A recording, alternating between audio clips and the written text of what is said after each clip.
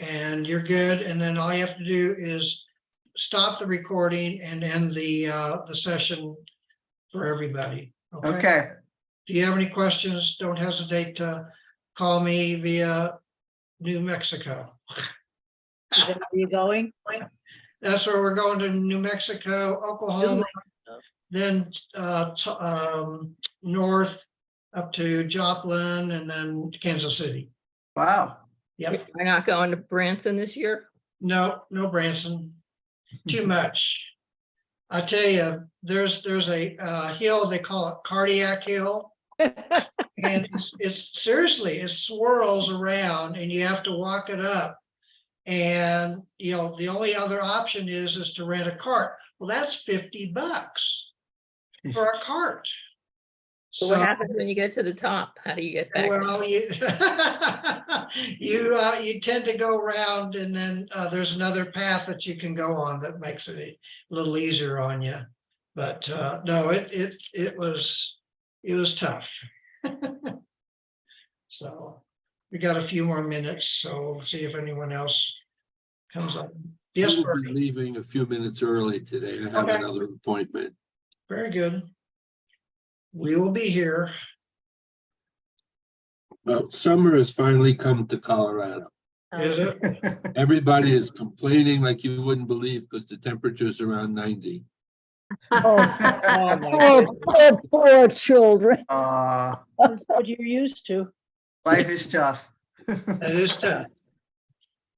I wish you'd It's take very me down. Isn't it very humid out today? I went out to. put Yes, it is Yes. moving out. Yeah. And yesterday was Very too. humid. Yep, Yeah. Well, we had that overcast. I'm gonna look. yeah, at this morning. All right, I'm gonna start, so, I'm gonna be gone, leaving tomorrow. I'll be back on the 1st. So Pam is going to get things organized for us, or for you guys, while I'm gone, so, and then, I'll be back on the 2nd. Okay, so Minya is going to lead us today. And so let us start with a blessing together. Baruch Adonai, Eloheinu melech haolam, asher kirshanu mitzvotav v'tzivanu. Blessed are you, Lord our God, ruler of ruler of the world, who has sanctified us with your commandments, commanded us to engage in the words of Torah. Amen. Okay, Minya, I think we're on page 76. Yes. right. Okay, Oh, Well, it's we are 25. going to pick up today where last week, I think we heard about Pincus for the first time. So he is the focus of our discussion, because if you look under the themes for this parsha, the first one is the dangers of fanaticism. Now, if I really wanted to, I could go political on this one, but I decided it was Torah study. So I better stick to this only and not go off on a tangent. So I wanted you to just know that back at the beginning of this time, before Pincus does his deed, Moabite women were seducing Israelite men. God was really angry, and he instructed Moses to punish the transgressions, and he sends a plague into the Israelite camp. Well, this is where Pincus steps up. He decides that he has to make a move, which lays the foundation for the whole thing that we're going to be reading. So I'm just going to start the first paragraph, and then I'm going to ask my questions. And then when we move to a different paragraph, I was hoping that more people might read today, because I'm going to try to break it up as many times as I can, so you won't, have an awful lot at one time. right. So here we are, too, dangerous fanatic or hero of faith. The incident of Pincus's spearing and killing of Zimri, son of Salu, of the tribe of Simon, and Cosbi, daughter of Zur, a tribal head of the Midianites, raises serious moral questions. As the Torah states, The Israelites are whoring with Midianite women, who are also enticing them into the worship of their idol, Baal Peor. God commands Moses to put to death all the ringleaders who have led the people into wrongdoing. At that moment, Zimri and Cosby publicly parade past Moses and enter a tent with the intention of having sexual relations. Pincus, son of Eleazar, son of Aaron, is furious. He takes his spear, rushes into the tent, and stabs both of them. The incident concludes with God rewarding Pincus with a Berit Shalom, a covenant of peace, and his descendants with the priesthood of all time. So we're going to start with discussing, where did Pincus get the, shall we say, permission or the idea that it was his responsibility to punish Zimri and Cosby? Did he think that he could just do it just because of who he was? But do you believe that they were doing anything wrong? For today's standards, would you just say that they were having premarital sex? We don't know whether they were married or not. So what do you think? Any opinions? Pam, are you going to call people? I can do that. Okay, you're first. Oh, well, I think it's kind of a overreaction, to take somebody out over this. I mean, it's just, you can tell somebody don't do that, but just to say, oh, geez. So are you saying that with contemporary times in mind? Or do you think in those days it was the way people reacted? They really didn't stop and think about it first. Yeah, no, you're right. It was probably the way they reacted. But hopefully we think about it more before we take such actions. Well, we live in a world where you have consequences. We don't know yet if he's going to have consequences for what he did. Yeah. Evelyn?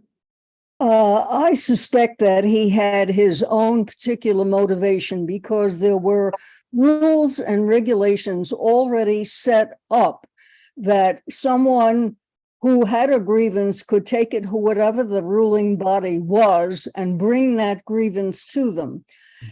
That was one way of looking at it, that he could have taken a legal route rather than taking the stance that he did. On the other hand, he could have possibly been so emotional about it that he felt that this was the way to catch them in the act, so to speak, and therefore he was justified. And we can't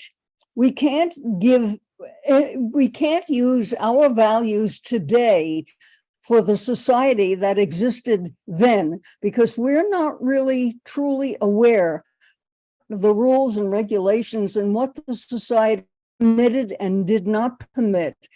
For us to make a judgment we're making a judgment based on our values and how we think today.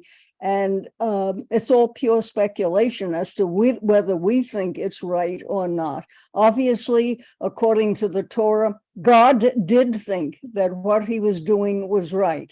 And so, okay, take it either way. As far as I'm concerned, it's a toss-up there. I really don't feel that we are in a position to judge what happened there. But they had the 10 commandments, and one of them was they shall not kill. So he did have some standard to go by, and apparently he totally ignored it. So is there a contradiction that you see in terms of Pincus's own thoughts about what he should do versus ignoring the 10 commandments? Marcia? I guess it was a crime of passion that we would call it nowadays, and that he was so incensed that he just acted without proper consideration at that point and just rushed in, where angels fail to tread or something. I mean, he overreacted, but I was really surprised that God honored him after the fact. To me, it was it was wrong for him to do it. I don't think anybody should be able to kill somebody just with, and for that matter, you don't know if the act was even consummated, and it doesn't seem to be, according to they enter a tent with the intention of having sexual relations. I mean, he could have gone in there and hauled them out by the collar and thrown them on the ground and said, yeah, blah, blah, blah, without having killed them, you know? Well, I don't think that's right. there's the contradiction. You have God who gave us the 10 Commandments saying, don't kill. Mhm. And then he just went in there and did it anyway. Right. And then God rewards him. So is there any logic to that? Pam, a few people had their hands up. I don't know who was. I thought I and Richard had- Evelyn. And Bernie. Bernie was first. Unmute. he Change said, your mind. never mind. Okay, I'll put my 2 cents in. okay. It's also possible that this character was doing a premeditated power play. Sure. Remember that he's the grandson of Aaron, but has no hereditary claim to the priesthood. Right. So it's possible that he had ulterior motives. It had nothing to do with his pure motives of protecting the faith. Okay, Richard? Well, it's a dichotomy here, as you say, the 10 Commandments that don't kill. But and again, when we look at the notes, Moses is told to dispose of all the ringleaders, and perhaps this man was a ringleader.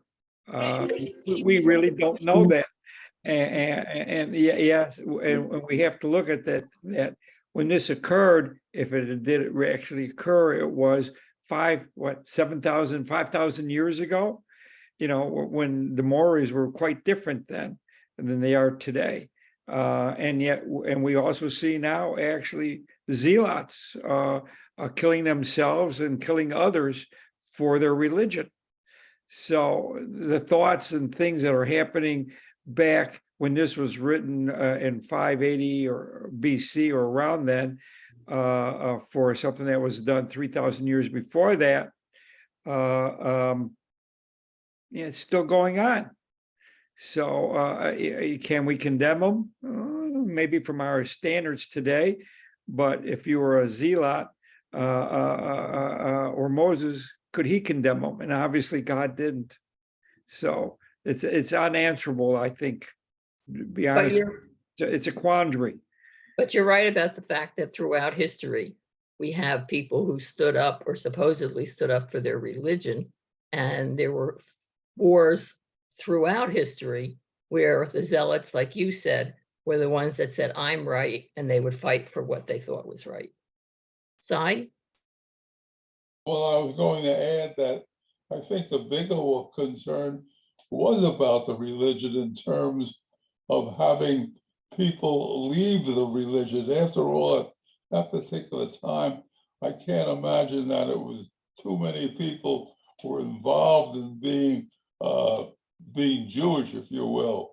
And so there was a concern about the Jews being converted by the Mennonite women. And that was more of a concern, I think, than most anything else. Anyone else? I think Lorraine, were you next? No, Okay. I'm listening. All right, would anyone like to start reading where it said that Pincus do the right thing? I'm Okay, I'll do it. hoping to get volunteers today too. Okay, I did. Did Pincus do the right thing? Should he be praised or condemned for his zeal, rewarded or punished for killing Zimri and Cosby? Since Pincus seems to benefit from breaking the commandment, you shall not murder, how do we explain the apparent contradiction? Early rabbinic tradition is divided on whether or not Pincus's act is justified. Some commentators point out that Moses, who was present in the camp, sees Zimri and Cosby walk past him into the tent, but does not signal others to punish them. Without speaking up or suggesting a hearing or trial, Pincus rushes to execute Zimri and Cosby.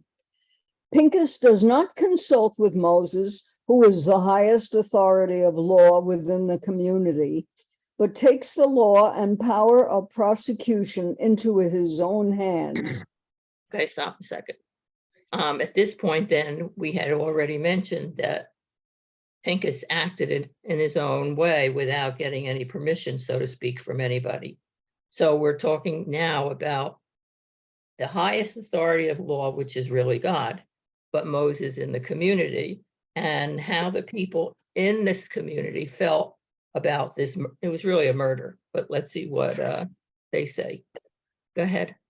Okay, Rav, head of the Surah Academy, and Samuel, head of the Nahardia Academy in Babylonia, differ strongly in their assessment of Pincus's actions. Rav condemns him.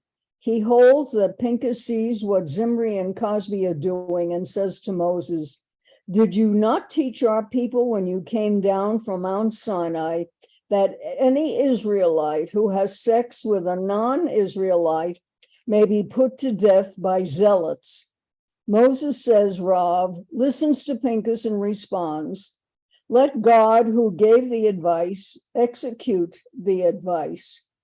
So Moses is really not taking a stand where he doesn't want to be the one that is following the rules, let's say. And he, I think, just chickened out and said, let God do it. Well, doesn't it seem as if when God is displeased with the Israelites are doing, he sends a plague upon them? And this is a warning to them that they are not adhering to what he has dictated to them. And this is his way of expressing his displeasure. So I suppose from that standpoint, Pincus is trying to rectify that crime, so to speak. Yeah. Marcia? Marcia's hand is up. You have to unmute, Marcia. Sorry.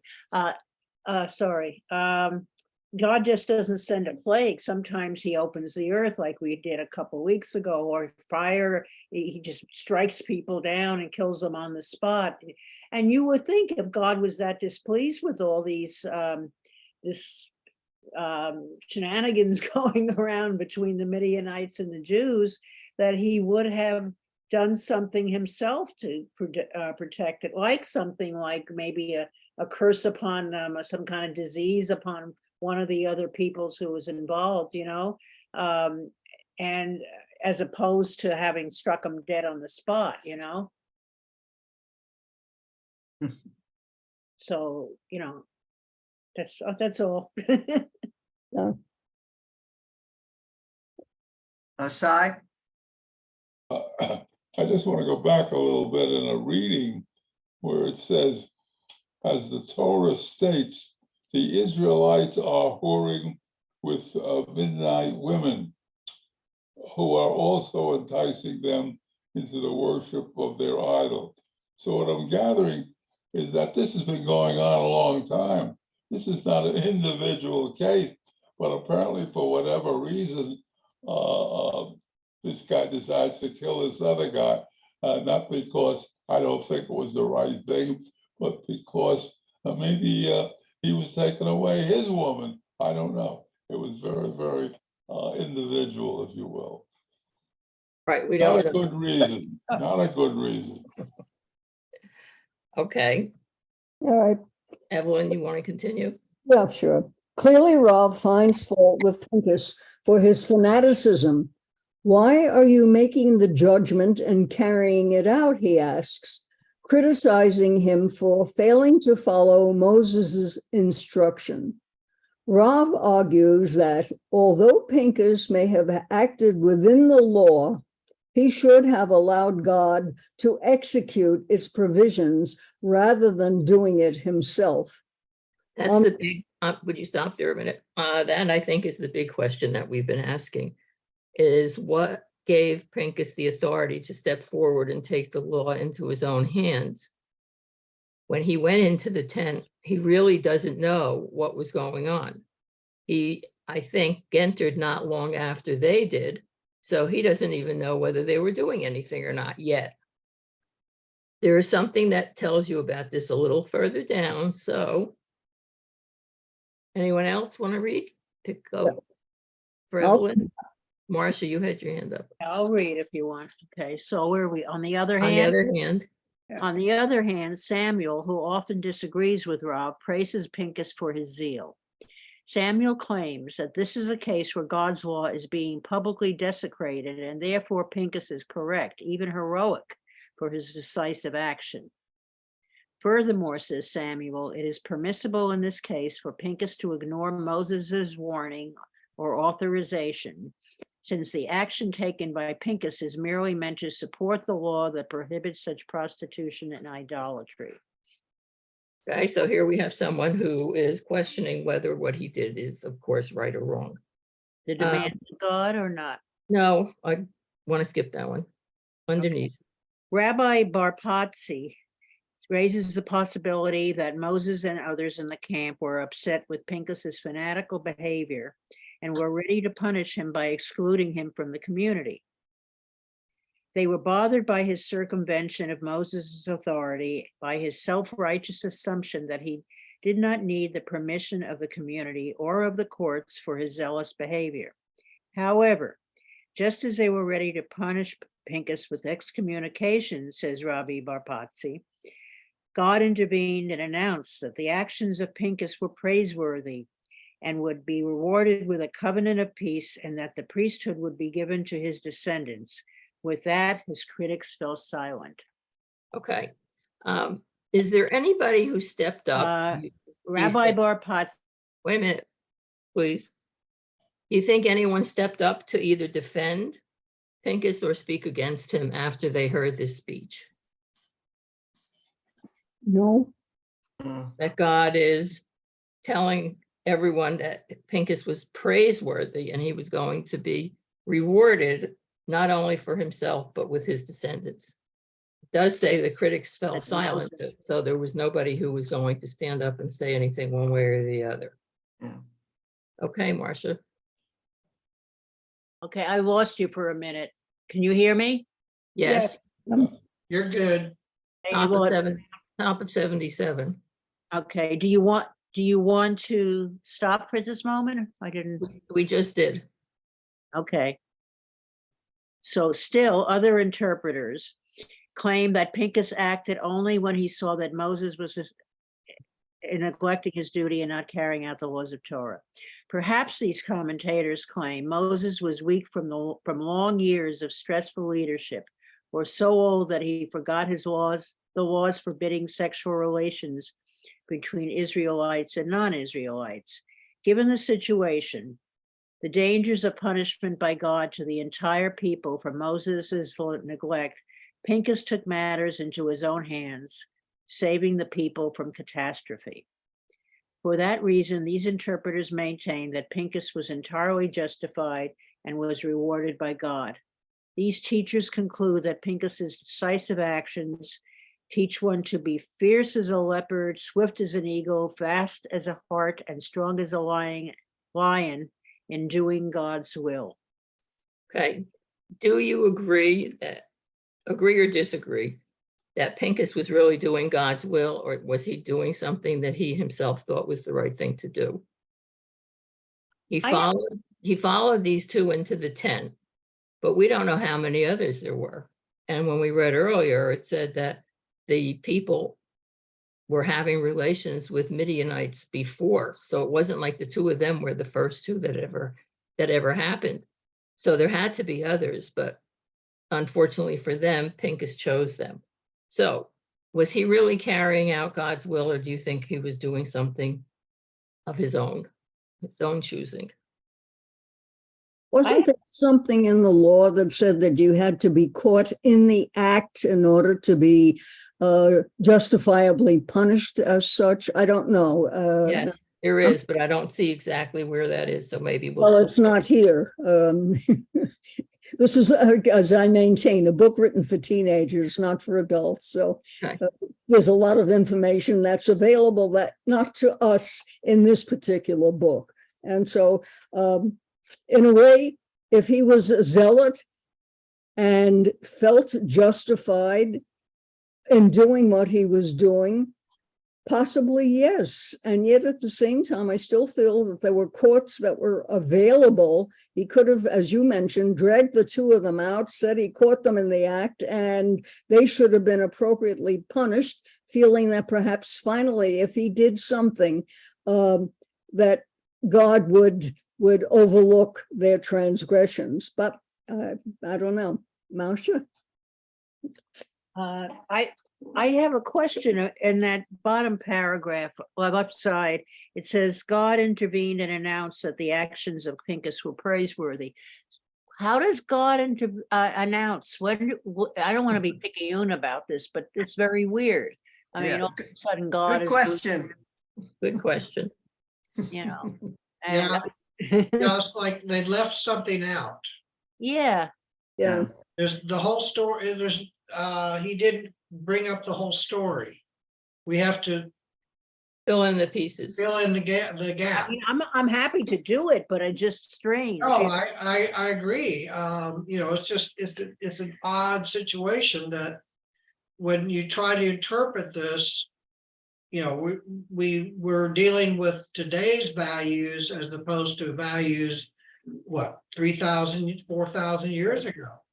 Yeah, I've been Yes. watching a lot of Law and Order. He'd never have gotten a warrant to go in that. And he never read them their rights either. That's Oh, true. Bill Miranda. No, Miranda. Well, do we believe that Moses was the intermediary between God and people? Yes. One So would then if assume. that is what happened, then maybe God spoke to Moses. One would And assume. Moses then announced all of these other things. Reva's got her hand up. Yeah, at least in this version, God intervened is in the passive voice.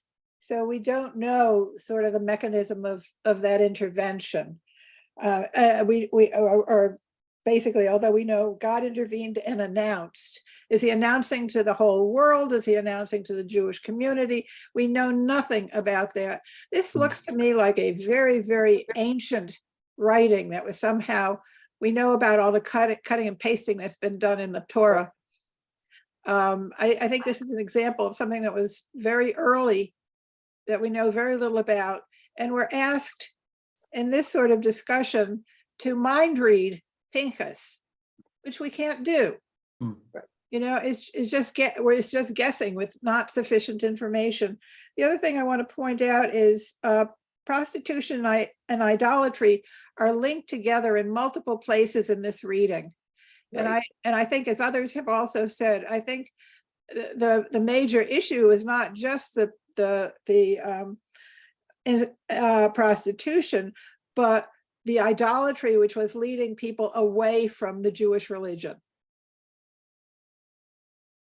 That's a good point. And because of that, do you think that the Israelites themselves may have been looking for more than what they had with the laws of Moses? And when they were with these women, it was very easy for them to tell them all these wonderful things about their gods. Yeah, and I think at the time of this writing that the social structure was kind of fuzzy. I have something here. I pulled out the Torah and I'm reading exactly where we are at this point, in Numbers. And is it okay if I read this paragraph in here? Of course, go ahead. Just then, one of the Israelites came and brought a Midianite woman over to his companions in the sight of Moses and the whole Israelite community, who were weeping at the entrance of the tent of meeting. When Phinehas, son of Eleazar, son of Aaron the priest, saw this, he left the assembly, and taking a spear in his hand, he followed the Israelite into the chamber and stabbed both of them, and the Israelite and the woman through the belly. Then the plague against the Israelites was checked. Those who died of the plague numbered 24,000. And so apparently there was a plague going on because of this whole issue of the cohabitation between the Israelites and non-Israelites. And when Pincus, Phineas or Pincus stabbed the woman, then the plague ended. And 24,000 people had been killed. See, we didn't get this information. Well, we did know that there was a plague and that it ended once. Pincus. Oh, did we? Okay. And Yes. then the Lord spoke to Moses, saying, Phineas, son of Eleazar, son of Aaron the priest, has turned back my wrath from the Israelites by displaying among them his passion for me, so that I did not wipe out the Israelite people in my passion. Say, therefore, I grant him my pact of friendship. It shall be for him and his descendants, and pact of priesthood for all time, because he took impassioned action for his God, thus making expiation for the Israelites. And so that's a little clearer, I think. So it was because of the plague going on. And I guess if you think about that, Pincus was so incensed, he saw this happening and he's saying, oh my God, we're getting killed off by this plague, and they're still going on about this. Puts a whole different picture onto it, How did he link the plague with the sexual activity of these people? Let's see. While you're looking, Cy has his hand up. I asked Marcia, I'm wondering if God and the rules and regulations applied to a Mennonite man having a relationship with a Jewish woman. That was probably unlikely. The women were carefully watched. I don't think it was the Israelite women who were the problem. Yeah. Richard? Well, looking at the Bible that we just heard, the Bible section, you could say that Pincus was a real hero for the Jewish people because he saved a lot of Jewish people's lives. Right. As long as the Mennonites and the Jews were cohabiting, there was going to be a plague, apparently. And once he There killed, was a plague. there was a plague, yes. And once he killed everybody, the plague that killed those two individuals stopped. So you could say that there were 2,400, 24,000 that were killed. 24,000. That's a huge number. For a population of about, I think they had about 600,000, if I remember reading in the Torah, the countings and early numbers, or Leviticus. But so in a way, we could look at it a little differently. We could say his zealotry saved the Jewish people from more deaths. All right. The two people. I found where I the, mean, go ahead. Sorry. no, that's all. I see the paragraph before, which is the beginning of chapter 25, says, while Israel was staying at Shittim, the people profaned themselves by whoring with the Moabite women, who invited the people to the sacrifices for their God, which we read that. The people partook of them and worshiped that God. Thus Israel attached itself to the Baal Peor, and the Lord was incensed with Israel. The Lord said to Moses, take all the ringleaders and have them publicly impaled before the Lord, so the Lord's wrath may turn away from Israel. So Moses said to Israel's officials, let each of you slay those of his men who are attached themselves to Baal Peor. And then it follows, just then one of the Israelites brought a Midianite woman over to his companion. That's when Pincus steps in. So in the and previous to that, nothing about it. Okay. So it just starts a whole thing about this whole business about the Moabite women. And it doesn't even mention the plague until the next paragraph, when after Pincus slays the two of them, then the plague is over with. So it's sort of a strange, out of nothing comes this whole episode, and the killing and the plague and all just develops in 2 paragraphs here. It's kind of odd. When I read this at this point, when I see this plague was going on, I can understand Pincus's slaying those two because he was so incensed that they knew the plague was going on and God had put that plague upon the people, and they still went into that tent and they still were going to commit this bad thing that God had told them not to. So you would agree that Pincus was justified? In that case, I think it changes the whole picture if you read it from the Torah. Steve's hand is up. Yeah, I think he was justified. You know, the fact that he took matters in his own hands because he didn't get any permission. I think he was justified. I really do. That's my point. Okay, anybody else? Reva? And to me, this story reads as a fable because plagues don't stop and start in an instant. You know, I mean, we know that's not how things work with plagues, which is probably cholera or that, whatever. It's just not the way it is. So, you know, I don't take this literally. Okay. Anyone else? Well, Bernie? Two things, if I can remember the second one. Remember, that history is written by the victors. Right. And what was the second thing? I'll come back to it when I remember. Evelyn? you have a God that is trying to get all of the Israelites to conform, and they behave at times like recalcitrant children and misbehave. And his way of handling it is to punish them and make them obey. When we think of the golden calf and the problems that came after that, again, it's another instance where you had the incipient rebellion of a number of the Israelites against God's word. And he saw things were getting out of hand. And so whether it was through Pincus or whether God's will or something, but Pincus did what he had to, or thought that what he had to, in order to stop all of the Israelites being killed by the plague. So yes, I agree in the sense that it was necessary in order to save the Israelites from being, quote, polluted by the Midianites and their behavior. Bernie, you thought of the second one. I remember.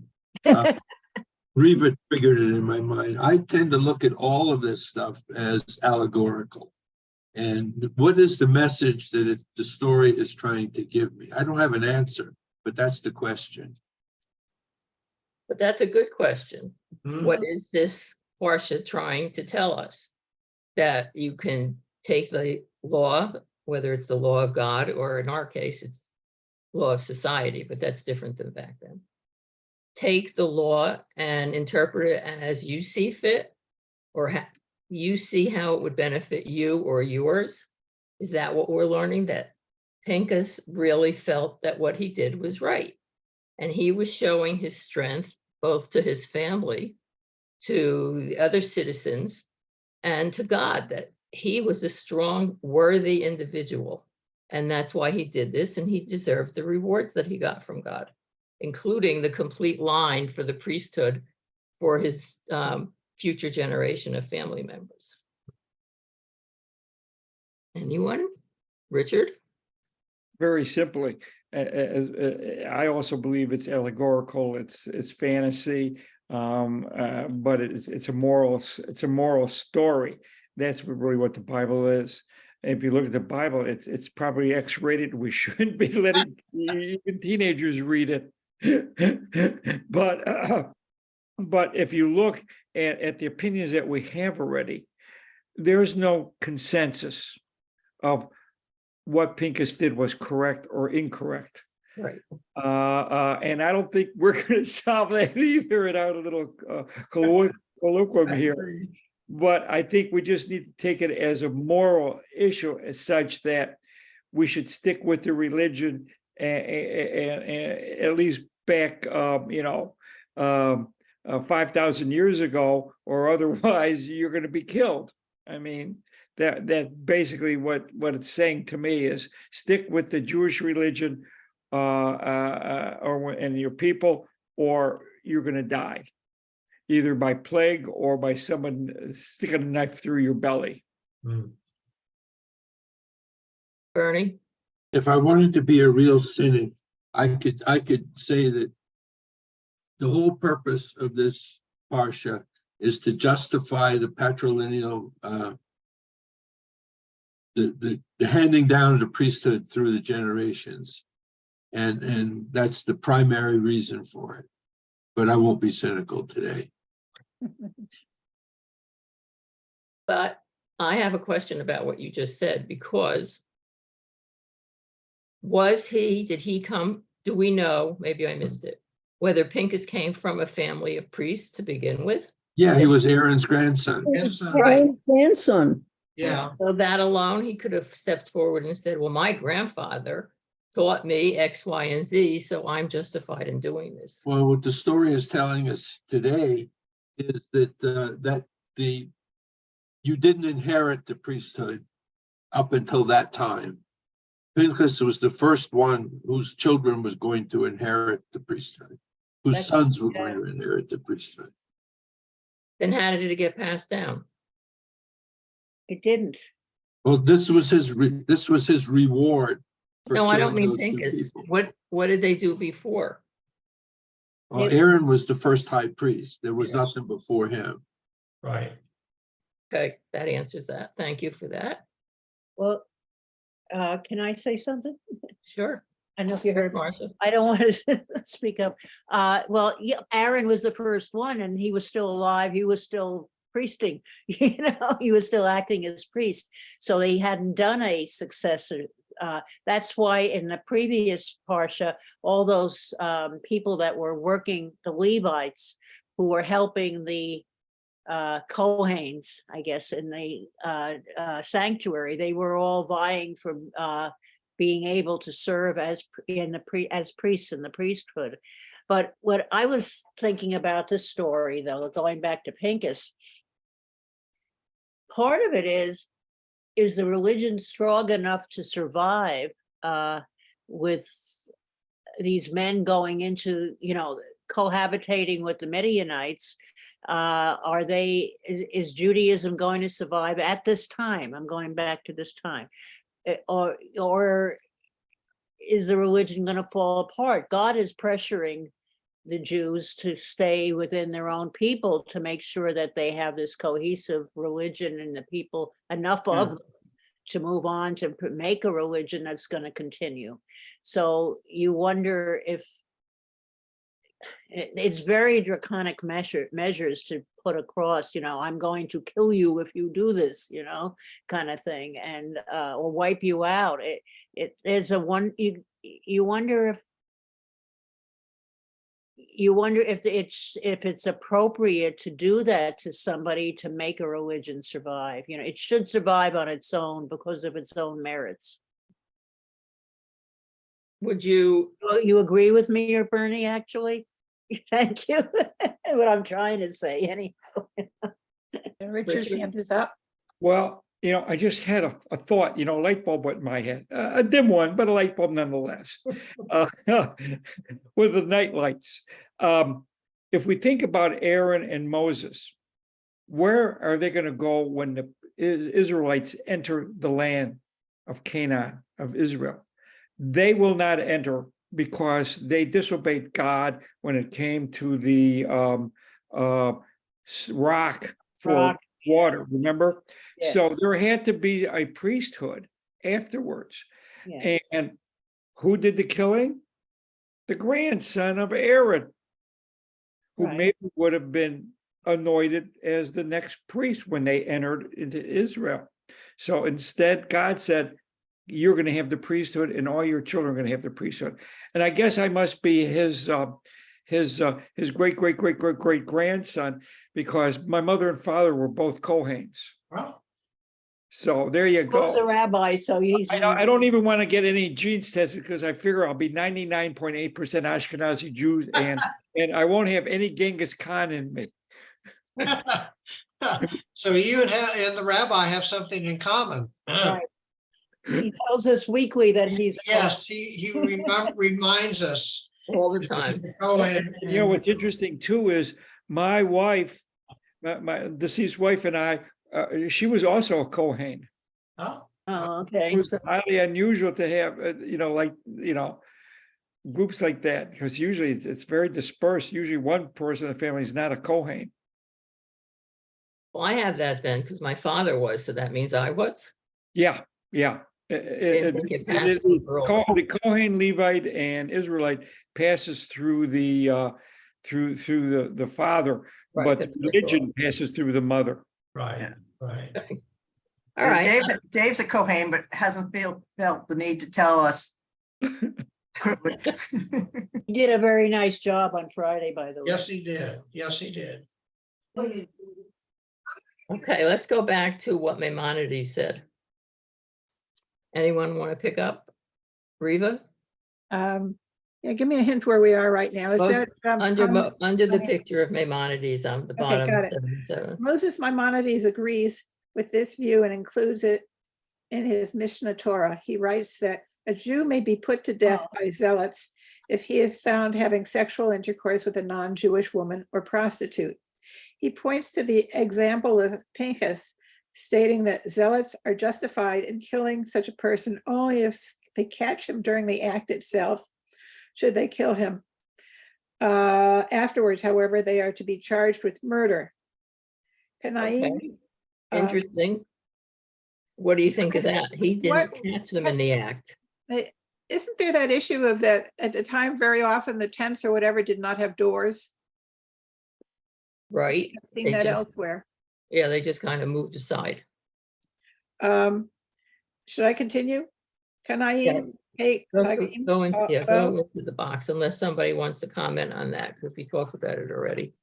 okay, I'll skip over to differing from Maimonides, Turkish-born commentator Rebbe Moshe ben Chaim al-Shek suggests that Pinchas' zeal may not have originated in the pure motive of defending the ethical laws of Torah.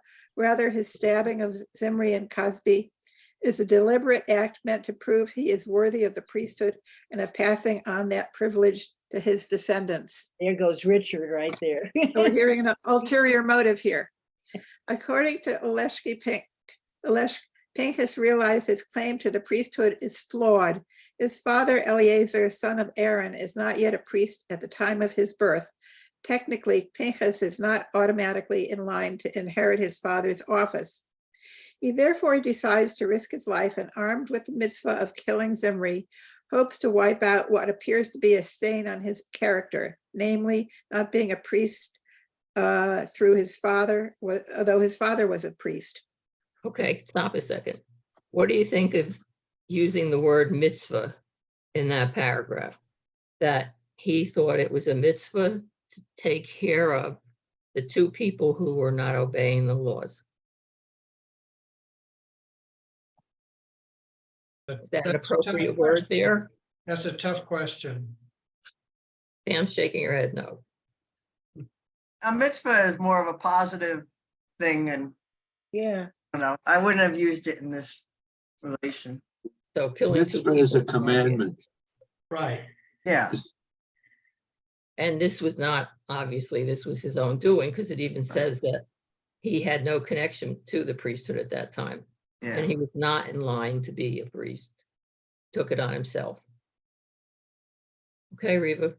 Okay, Al-Sheikh believes Pinchas has an ulterior motive to his demonstration of zeal. He rushes forward to punish Zimri and Cosby, not out of a sense of outrage at their public insult to God and Torah, but because he wishes to attract Moses' attention and secure the office of the priesthood for himself and his offspring. His act, therefore, must be denounced. Should I go Okay. on, Hirsch? Well, just stop a second. Okay. It seems to me that now we're looking at a completely different point of view. Here, it sounds like he was already planning something to prove to Moses that he's worthy of being a priest. It says because he wishes to attract Moses' attention. that means he wants to attract his attention in some act that he's doing. And therefore it must be denounced, but he figured, again, using their words, that he did the right thing. And that everyone should kind of say, yes, you did. You're a wonderful person. And I have a feeling he was hanging out in the neighborhood, watching for somebody to have a misdeed. Exactly. So then he could be involved and it would be like Mr. America, where he comes to the rescue of whoever it was and then takes credit for it. What a Okay, soap opera. would you go to Hirsch? However, Sure. you still have that plague in the background. going No, the on. plague went away. Instantly. Yeah, but that was, I'm up to that moment of the murder, the plague was there. So maybe that was something that was in his mind. Here was the plague. And he's thinking, oh, I have to do something wonderful. If I do something wonderful, then maybe the plague will go away too. We don't know. This is all speculation. Bernie? Throughout this whole chapter, I keep flashing on what modern day Mea Sharim in Jerusalem, where if you go wearing the clothes that they don't like, or you do something on Shabbat that they don't like, you're likely to get stoned. Right. So this is not a one-off thing 3,000 years ago. This is it carried on to today. Okay. That's true. Anyone else? Okay, back to Hirsch. Reva. Okay, commentator Rabbi Samson Raphael Hirsch disagrees with Al-Sheikh's argument. He justifies and praises Pinchas' act as not merely an external forward rush, but the result of his deep inner feeling, and made a betrayal of God's affairs feel like a treachery against one's own self.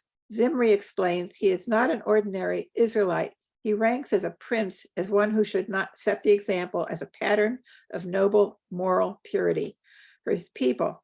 His public act of entering a tent with the intention of having sexual intercourse with a Midianite woman derided God, Torah, and Israel. It debased the Jewish people and faith. In the face of Zimri's outrageous public behavior, argues Hirsch, someone is needed to restore the people's faith in God and to demonstrate Israel's commitment to God's commandments. Pinchas understands this and believes that unless he acts, the people will forfeit their relationship with God and thereby by their own future existence. Pinchas' conviction and honest, brave act, Hirsch concludes, saves the soul of his nation for faithfulness to God and to God's Torah. For this reason, God rewards him with a covenant of peace, and his descendants are designated as priests for all time.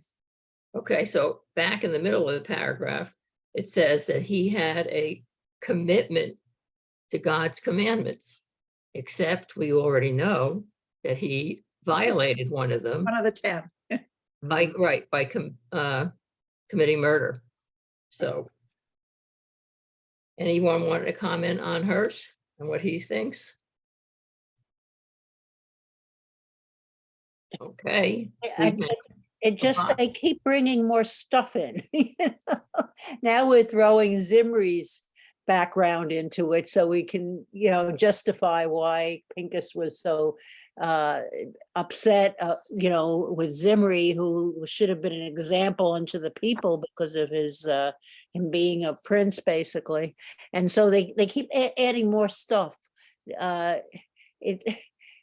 These people who argue I guess the Talmud, they keep putting more and more pieces in there to justify whatever lesson they want us to learn from all this. Well, that's because all these commentators that we read about have their own opinions on what was going on. So that adds to the information we read prior to their opinions. So I think most of these messages reinforce one another, and that the bottom line is stick to your own kind. a lesson for today also. Okay, read the danger of the true believer. Yes, The fanatic is perpetually incomplete and insecure. He cannot generate self-assurance out of his individual resources, out of his rejected self, but finds it only by clinging passionately to whatever support he happens to embrace. He easily sees himself as the supporter and defender of the holy cause to which he clings, and he is ready to sacrifice his life to demonstrate to himself and others that such indeed is his role. He sacrifices his life to prove his worth. Passionate hatred can give meaning and purpose to an empty life. Thus, people haunted by the purposelessness of their lives try to find a new content, not only by dedicating themselves to a holy cause, but also to nursing a fanatical grievance. Obviously, a more modern commentator. Hirsch's contemporary rabbi. Hold it before you continue. The sentence that says passionate hatred can give meaning and purpose to an empty life makes me think of the white supremacists that we hear about, who are always spouting what they think is the right thing. And maybe this applies to them also, that their hate gives meaning to their lives because they don't have anything else in their life worth fighting for. So this becomes their cause. Well, that's why when I read even the next sentence, that's what occurred to me, was things that are happening today. It brings it so much into modern times. It's just amazing that history keeps repeating and reflecting over and over and over again, you know. Right. Would someone like to read? Give Reva a break. Pam, how's your voice? We can't hear you. You're muted, Pam. Unmute. My cough comes and goes, so Okay. I'll read again, and then we can have, I'm sure everyone will read. Okay. All right. Thanks, Pam. Go ahead, Marcia. Hirsch's contemporary, Rabbi Naphtali Zvi Judah Berlin. It's always a test. Author of the Torah commentary, Ha'emek Davar, suggests that while Pinchas's zeal may reflect deep conviction, it also reveals sinister and disturbing motives. People who are ready to murder, terrorize others, and destroy for a cause are often filled with hatred, bitter suspicions, and the poison of prejudice. As a result, their acts of vengeance against others are often followed by self-destructive acts. Feelings of guilt and regret lead them to target themselves or those close to them for punishment. Berlin imagines. Stop a minute, please. Yes. That one I just was about to say I was totally in agreement with the beginning because it goes back to the white supremacists again. But then when it says that their acts of vengeance against others are followed by self-destructive acts. So let's see I think the next paragraph answers that. Okay, go on. Berlin imagines that Pinchas, despite his courageous act of leadership and his demonstration of commitment to God's Torah, is deeply disturbed by his zealous, impulsive behavior. Despite the fact that his motives are pure, he remains agitated for taking the law into his own hands without consulting Moses, and for not taking Zimri before the judges and courts of his day. This, Berlin comments, explains why God gives him a covenant of peace. It is not a reward for his impulsive behavior, but a cure for it. This covenant is meant to calm him that he should not be quick-tempered or angry. Since the nature of his act, killing with his own hands, tended to leave his heart filled with intense emotional unrest, God provides a means to soothe him so that he can cope with his situation and find peace and tranquility of soul. Clearly, Berlin is troubled by Pinchas's zeal, finding in it signs of psychological disturbance that require the healing of God's covenant of peace. Whoa. Reviewing before you read it, before we end the last paragraph, if we go back to the beginning, it is not a reward for his impulsive behavior, but a cure for it. So when he's saying that he feels guilty about what he did and that he should have dealt with everything differently, that was, I guess, more, as Marcia said, we were going to find out what it was, but I guess that makes it seem like this was his punishment. He did this act, and his punishment was to be agitated, upset over what he did, sorry that he took the law into his own hands, and that God cured him by giving him the covenant, and also his children being priests forever. Reviewing the variety of interpretations of Pincus's behavior reveals deep differences of opinion about his execution of Zimri and Cosby. Some applaud his action, others deplore it, leaving modern readers of the Torah with a continuing challenge of answering the question, was Pincus a dangerous fanatic or a genuine hero of faith? Bernie. The previous paragraph can be summed up in one word: psychobabble. Confusing psychobabble too. We will cure you by rewarding you for your bad behavior. Right.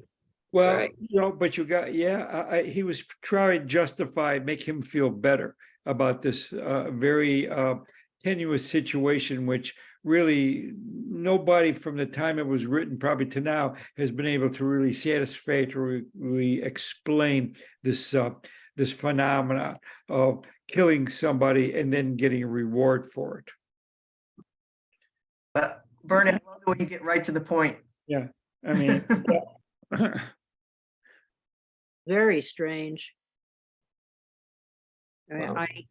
I switched my opinion and now I'm reading this, which makes, well, this doesn't make any sense. Like you said, it's psychobabble. It doesn't make sense. Yeah. Riva. Yeah, I think one thing stands out for me. All of us, or some of us who happen to be nearly 100% Ashkenazi or Jewish descent or whatever, and have all our grandchildren who are 50 and 25%, that for a very long time, Jewish people married other Jewish people. Right. And it really held up until very recent times and influenced a lot of people. In my family, one of my aunts married out and they sat Shiva. Oh, yeah. She did, and that was not uncommon during that period.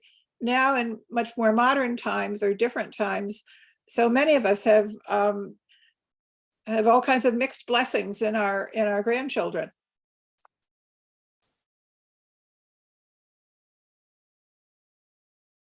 Ty? I think it's interesting that every time we read about the comment of a rabbi, I get the feeling that he's not only a religious individual, but he went to school and practiced psychiatry. He really knows his stuff. But my feeling is what we need to make some comment is some good politicians, and that would help the situation. That's a problem in itself. Another story. That's right, another story. As you can Sometimes- see, we got to the end of this. Do you So- feel sometimes these comments are made by various rabbis or people writing a book just to be able to say something? They make these things up just to say it so that they get in print and, in various books like this and other books of similar, vein, it just like said just so to be heard, I guess, I think Pam really agrees with your comment. Yes, thank you. You're gonna nod your head off. Okay. Anyone else? Okay, well, I'm finished with Pincus. Okay, Steve, anyone else want to comment or any other issues or? Okay, well, yes, Riva. The quick one. I just think so much of when we're reading the Torah that all of these debates and discussions are really so interesting and so useful, understanding how some of our ancestors were thinking all these important issues through. But this one is less believable than some. well, based on what you just said, I also believe that our comments that we have every week are just as important as the comments some of these official commentators make. I think if you think back to what people have contributed, it's really been very positive. And I know that Yeah. I've learned a lot of things just from listening to what other people have to say. Me Mhm. too. Yeah, Richard?